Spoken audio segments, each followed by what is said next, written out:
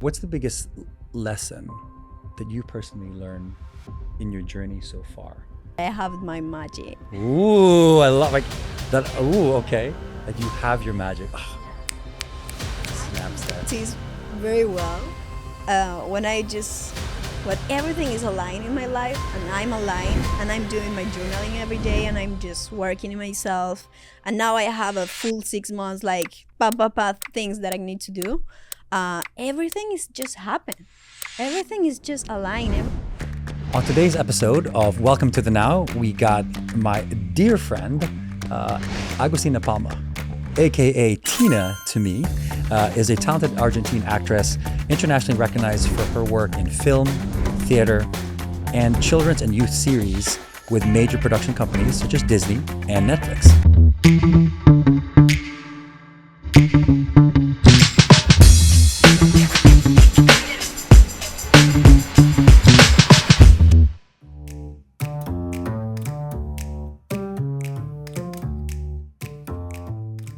Tina, welcome to the Now. Welcome to the Now. Thank you so much for inviting me. I'm pretty so excited for that conversation. I'm pretty excited for this conversation as well. I think this has been a long time coming for me to be here, but also for me to have you here. So I'm so excited. You know how much you and I have shared some amazing times together at Mindvalley and in New York and everywhere else. So I feel like there's a deeper conversation that we can have beyond just the fun times, and besides the times that you're always going through stuff. But I'd like to really dive in more than anything else into really who you are now, but before that, going backwards and backtracking and beginning with the question where, you know, obviously you started your career in Disney, but you are now shifting to a different direction. Tell us about that. Yes, welcome to mine now. Yes, I started my career like an actress since I was like 8 years old, so little. And I started with Disney, and then I work in Argentina, and then I moved to Madrid. So my shifting was like trying to be a woman after the child star from Disney in Latin America. And now like trying to discover like my English, my new life, my dreams. Now I'm here in LA. That was my big dream for a long time. So my shift was pretty intense. Yeah, I love it. One of the things that I love to focus on is the stories of people as they go through this transition. Yes, the shift is the moment that you want to change, but what was that moment for you where you're like, okay, I found success as a child actress in Disney, which is amazing already as it is. But then you're like, okay, I think it's time for me to do something different. I think it's time for me to, in a sense, grow up. Yes. What was that point for you? I was living my life just doing my job. In the morning, and then afternoon I went to the school. So then I did like architecture Yeah. For 4 years, but I was trying to combine like my study side and my work side. So I was working like an actress and in the night just studied. And then COVID happened, and COVID was the start of that big change and big shift, because I remember like we were in Argentina, we had the most like biggest and large pandemic. We've been like 8 months without go out. So my parents after that told me like, we are going to Miami, what are you gonna do? And I said like, wait, I have another season of my season, you said? Yeah. Season of your show. Yeah, of my show. I have some work to do here, like what I'm doing now. But I decided, and I just went with my parents to Miami, and I just take my 2 bags. And that was my first decision. That was my first step to the big shift. What's interesting is that your parents ask you the question. You're like, we're going. What are you going to do? How did that actually feel? Because like normally as a child or someone who you were already an adult, but any major life decision, I would think, particularly in Filipino culture, it's pretty common to like just include everybody. whether they like it or not, and then figure it out from there. But it's interesting that your parents were like, we're moving. What are you going to do? That's a very interesting. How did that feel when that happened? Yeah. For me, the COVID, that all that 8 months, that was like a big change because obviously I go for a lot of work. I'm big in my big state of my career, like an actress. I went doing like a film with Disney Channel. We are doing the second season. So that was a lot of job. And then I remember they called me and they told me like, okay, it's something wrong with the world right now. So There's something wrong with the world. So maybe we need to stay in home. And I said like, okay, 1 week, 2 weeks, and then 8 months. And I said like, okay. In the middle of that experience, I just live with my parents again, and then I move. I'm been living with my parents, and then I move alone. So that was my first time living alone. Was this in Miami when you were? That was in Argentina. Argentina, okay. And in that time, I just lost a very good friend, and everything was changing in my mind. I just started like a coaching, life coaching and mentoring. I was trying to do more like therapies. I just changed a lot in that 8 months. So when my parents told me we are going to Miami, I said like, wow, I did a lot of work here, and I know I need a change, and I know like I'm in that stage of my career, but I want something more. So maybe it's the moment. Maybe I don't know what is gonna happen now in Argentina. So I need to go for that other dreams. I mean, in my mind, that was always that big dream, like the Hollywood dreams, like live in LA. But obviously, I didn't speak English. I just started speaking English like 1 year ago. And I'm so proud of you, by the way, for trying it out and not necessarily forcing yourself, but I think it's a challenge for all of us to a second language, to not only learn it and learn it the classic way, but also learn the idiomas or the mannerisms, the things that make it really what an American English is. Because as we talked about, trying to evolve into this next self of yours from a child to an adult, these roles will include certain language cues that it would be obvious if you didn't speak like a normal local person. They're like, she speaks textbook English. She doesn't speak like, I guess, normal. What did you do so that to really learn this more colloquial, more local First of all, English? I started to learn English without classes. So I only learned with you, with my friends in Mindvalley, just trying to pretend. We were talking about that. Just speak my character who want to speak English and just pretend. And I remember like the day I met you, I didn't speak English. Yeah. So that was in New York with your mom. that was so pathetic. You said pathetic. Pathetic. I don't think it's pathetic. That was like so shamed or something like that. No, Yeah, but I mean, it's not. I don't think it's pathetic. I think you were trying. I was trying. Yeah, and I trying. remember my first Mindvalley. I said like, I want that community. I want to be part of that. I want to just express my ideas. I want to just be around that people. So I need to learn English, whatever. I need to do that. So I remember Jess, our friend, she was so patient. She was like, she didn't understand me, but she pretended. She told me like, yes. She did the eyes. Yeah. And then she told me like, wait, what you said? Can you repeat that part? Like maybe she was so patient. So I really love that people, you and my friends who help me with that language. And then I take classes. But I started my classes like 3 months ago. 4 months actual ago. classes. Actual classes. Okay. So yes, because I know I speak very bad because I just try to learn like how you talk, but it's not the real language, To give a context to everybody that's listening in right now is that when Tina is talking about Mindvalley, we're talking about the Mindvalley community. Mindvalley is the largest digital publisher of personal growth authors and thought leaders.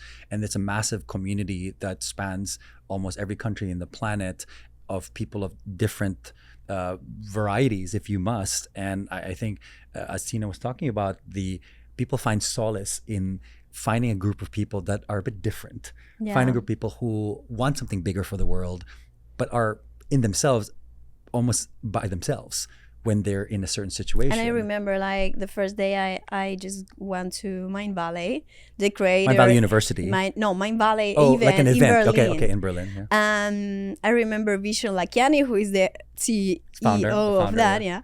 I said like, okay, I'm gonna do like an interview. We're gonna do an interview.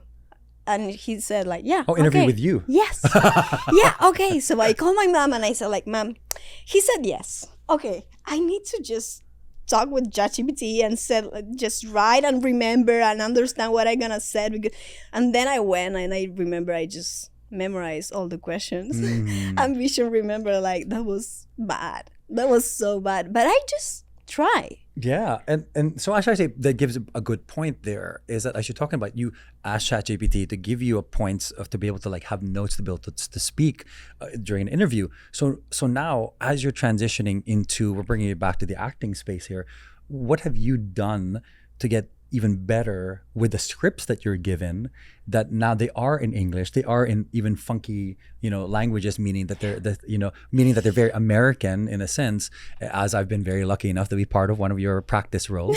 and so what have you done to really be better at the script part of reading lines and everything like that? In Spanish or English? I guess in English, because you're trying to make it here, right? Yes. For me, when I went with my parents to Miami, then I just moved to Madrid. And in Madrid was easy because that was like Spanish, but not so easy because it's a different accent. So I just learned Spanish from Spain and Spanish from Mexico and Spanish from and French and then Italian. So I tried to just play with a lot of roles, but the most difficult was the English because I just received one audition and I didn't know the language, and I remember I just used ChatGPT to help me, and I love the use of technology, by the way. I called my friends and another friends who just read the audition, and then I practice. And for me that was like in the beginning 12 hours working with my accent coach, my acting coach, I had a lot of the beautiful thing about you're speaking coaches now, and we're going to transition into that because I think it's an interesting segue, because you talk about these coaches, but also Mindvalley is full of coaches. Yes. And so what is the biggest advantage you've had being in NLA, but also being part of the Mindvalley community in general as you're going through this shift or transition or this next phase of your life? For me, the word is community. I never been around so many people who inspire me. For me, the acting job and the artistic job is so lonely. Maybe we spend a lot of time in home trying to learn the lines. It's so lonely. So for me, the first time in Mindvalley, it was like, okay, I'm in a community. They inspire me. I just talk with them. So for me, that was intense, just trying to talk more and just learn the language and try to understand, because I want to be part of that talks. I remember being this year where some people would say they're proud of you because last year you didn't even speak English. I remember a couple, whether it's Adam, whether it's Jimmy. Jimmy was like saying, yeah, she didn't even speak English last year. I guess, how do you take that? Do you take that as a good thing, a bad thing, that people will talk about the fact that where you came from with your English and where you are now? Like, how does that feel for you, and what do you think about that? It's a very good question. I think we have a lot of ambition, and obviously I want to speak like perfectly. I want to do like perfect, but I'm so happy because I tried. I understand everything. I have a lot of time just watching films. I travel, like all Mindvalley was just in English with people in English, so I can understand and I can communicate. But for me that was a big I did it.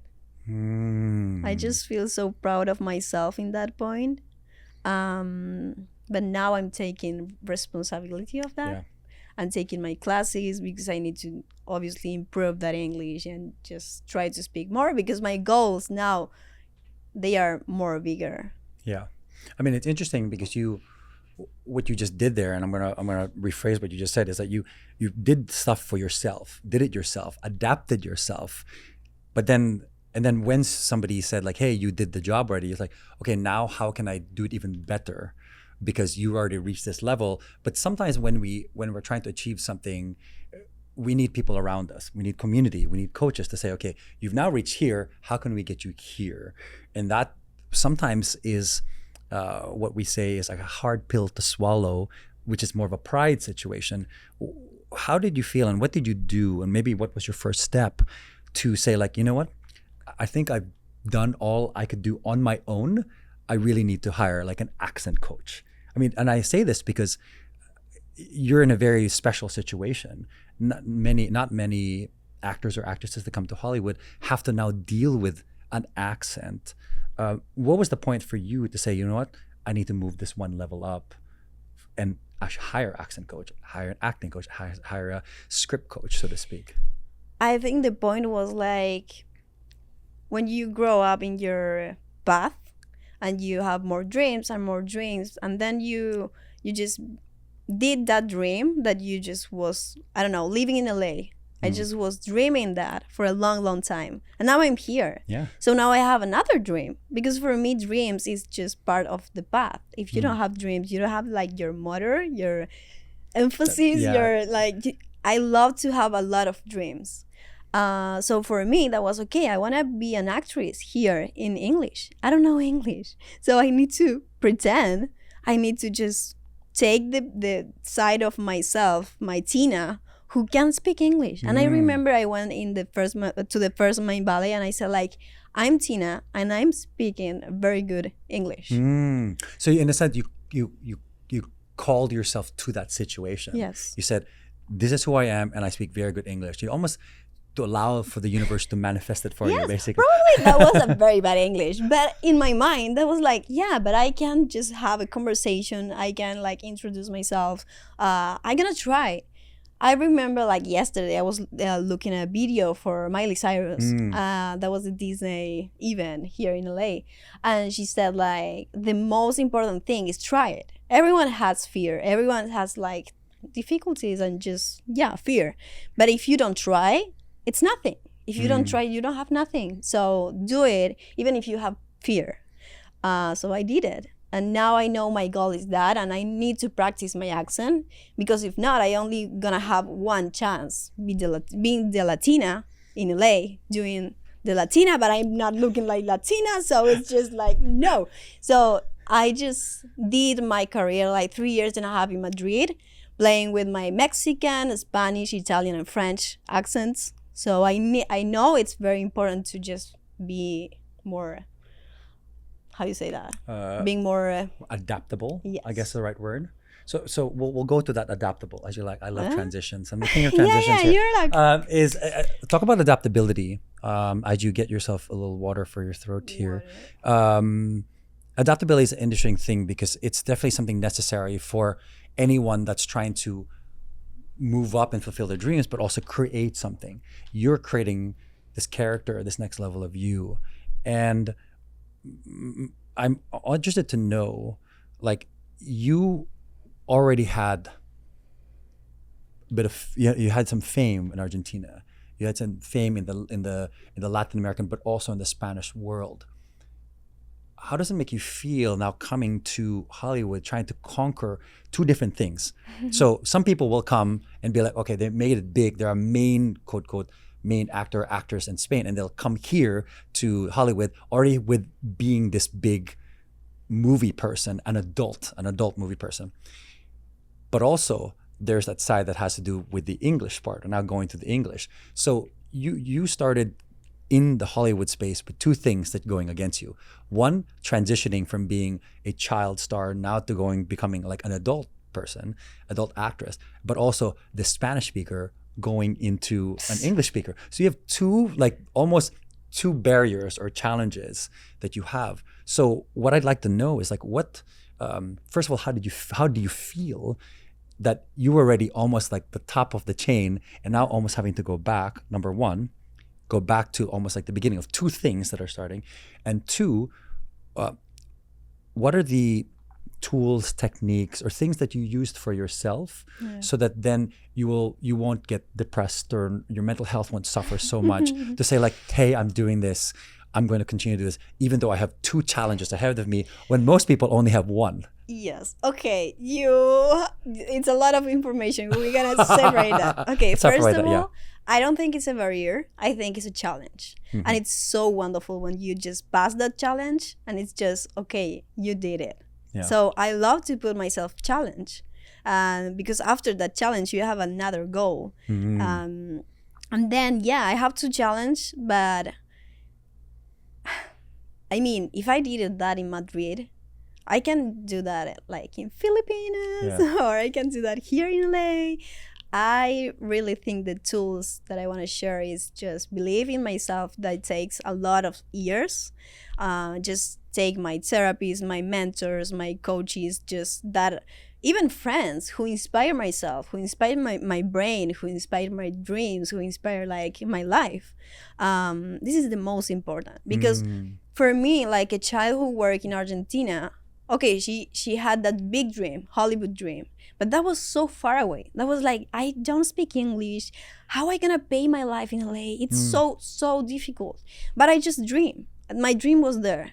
And I said, okay, I go to Spain, because that was the first step. If I can work in Madrid, I can work in LA. So my first step was Madrid.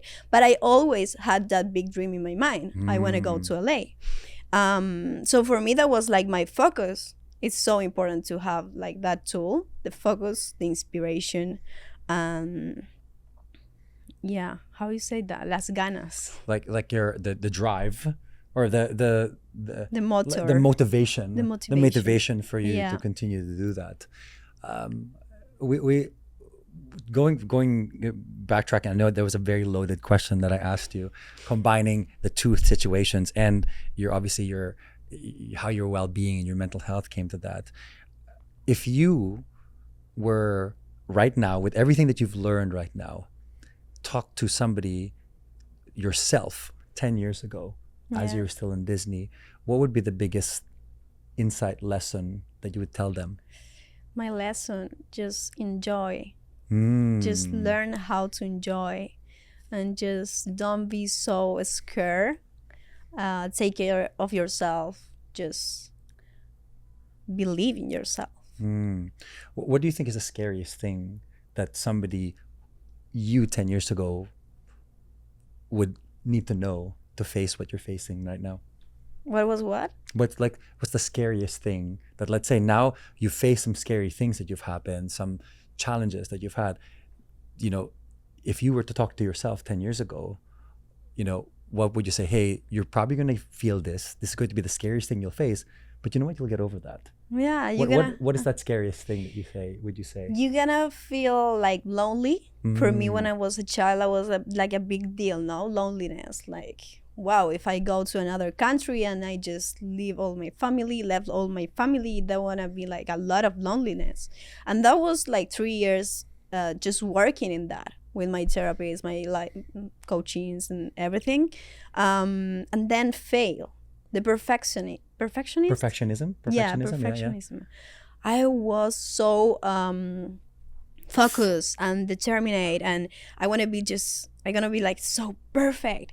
And now I know, like, you don't need to do things perfectly. You just need to do it.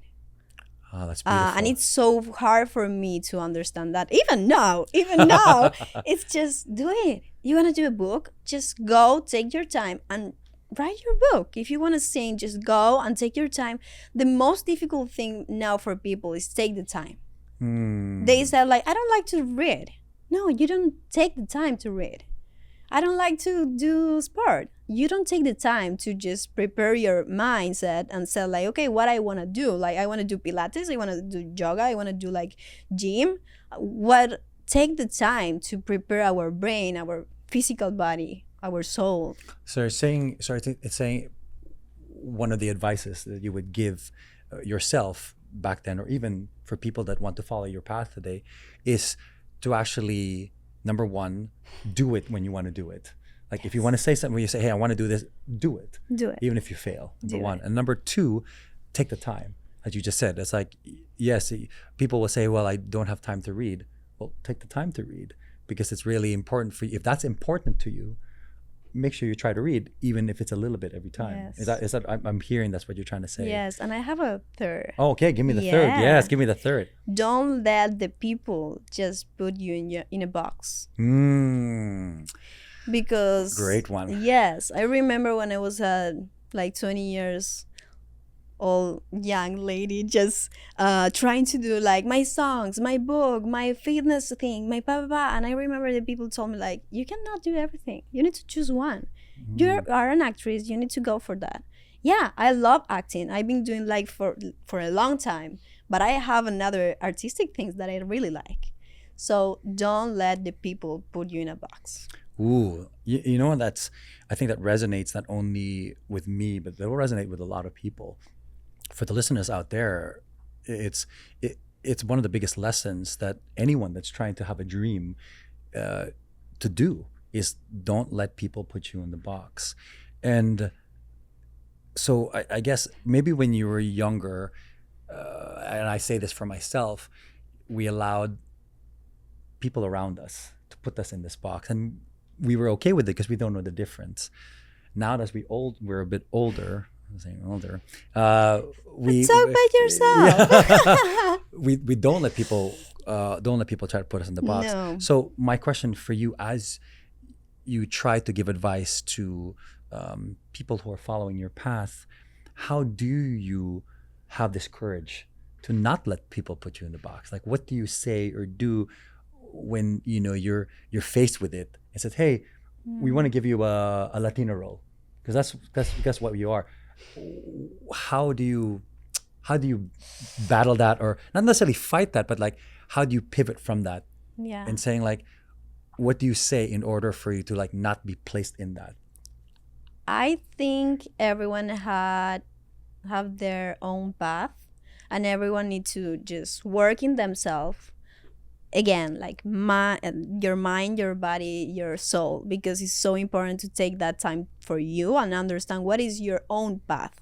What I'm gonna say now, it's my path. Yeah. I just notice even my family or even my best friends in the school, or they love you, but they have an image of you, and you cannot just change because that image is like, whoa, you're changing, and I'm just still in the same place. So sometimes I just take my time, take my distance to that people, that even if I really love that people, just take my place and put my boundaries and put my, this is the way that I want to go. A lot of people told me like, what are you doing? If you have your work here, you're working with Disney, why are you going to Madrid? And I don't know why I have like a fire inside, and it's like, it's my dream, it's my path. Follow your intuition. Be authentic with your intuition, and for that you need to take your time to do your journaling, to do like your exercise, to just know who you are. I think that takes a lot of years for me just know who I am. Even now I'm just working in myself. I like that that even now, as you said, you continue to work on yourself, or as we would say, you would continue to grow and finding other ways to grow for yourself, but also for your career. What's the biggest, I guess, besides this already beautiful conversation and this beautiful tips you've given already from what we've already talked about, what's the biggest lesson that you personally learned in your journey so far? That I have my magic. Ooh, I love like that. Everyone, ooh, okay, that you have your magic. Oh, yeah, I can notice very well when everything is aligned in my life, and I'm aligned, and I'm doing my journaling every day, and I'm just working in myself, and now I have a full 6 months like things that I need to do. Everything is just happen. Everything is just aligned. Everything is just, I follow my intuition, and it's not wrong. It's that way. So when you understand like you have the magic to change your reality, to create your own reality, it's so powerful. The snaps right there. Yes. All so right. now I'm preparing that Club de Estrellas. I don't know how you say that, like club, star club. Club of stars. Yeah, of club of starlets. Club of stars. little or of little stars. Because estrelitas or No, estrellas. Club of stars. Club of stars. Maybe it's gonna do my next podcast. I don't know. Ooh. But the lemma, it's like you can create your own reality, and I really think when you change your environment, yeah. you change your environment, like you change your inspirations, you change your mindset, you can create your own reality with your mind, soul, and body. Wow. That's more snaps there. This has been an amazing conversation, and I'm very, very grateful that you took the time in your crazy busy schedule to spend time with me and have this little chat. And I'm so excited for the listeners to come in, and even for people who maybe look up to you, or maybe people who are going to be you in the future, to say that, you know, the number one thing you need to do is just really work on your magic. And so before we end, two more questions. One, what's you know, besides the magical part already, for the kids out there Yes. that are coming from places like Argentina or other parts of Latin America, that want to make it in Hollywood, or want to make it as a star, even in their place, or even bigger, what's the one piece of advice you would give them as they're starting the career?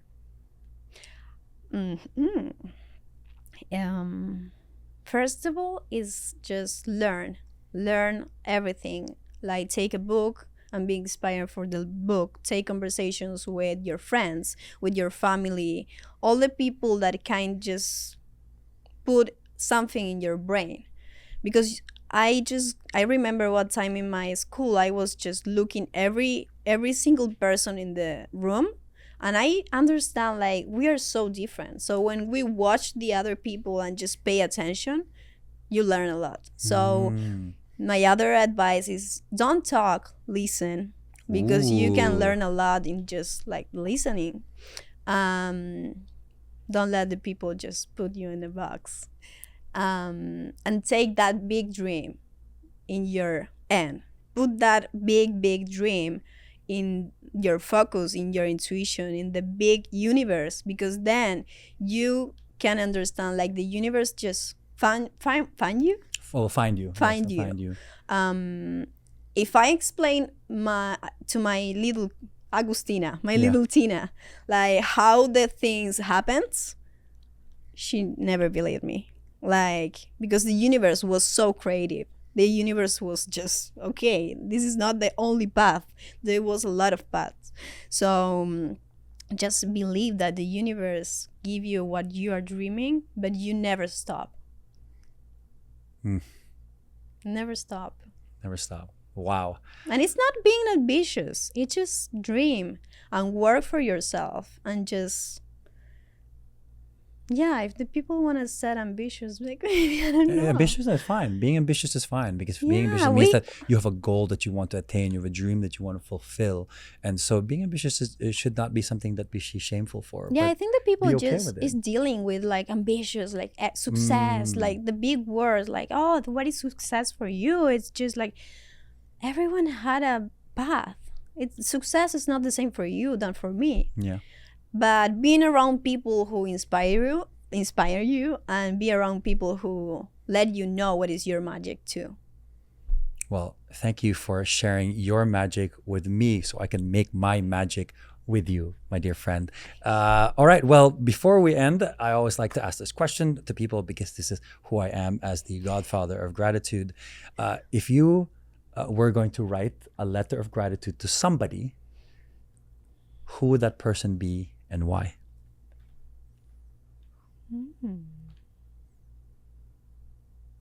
I think I'm gonna choose my...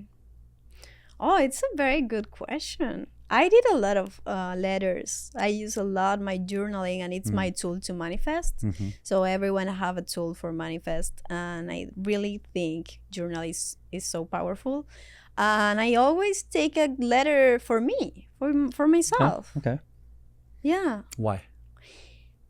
because when I write my letters, like even for the past of the future, then I can compare my reality and I can notice my power and I can notice my magic, like what I create with that letters. Maybe I send a letter for 2 months or like 6 months, like in the future, and then when I read that in my email, it's like, wow, 6 months ago I just changed my old reality. So it's so powerful. So meaning that if you were going to write a letter, you would write a letter for your current self or your future self or your past self? Future For your future self. Okay.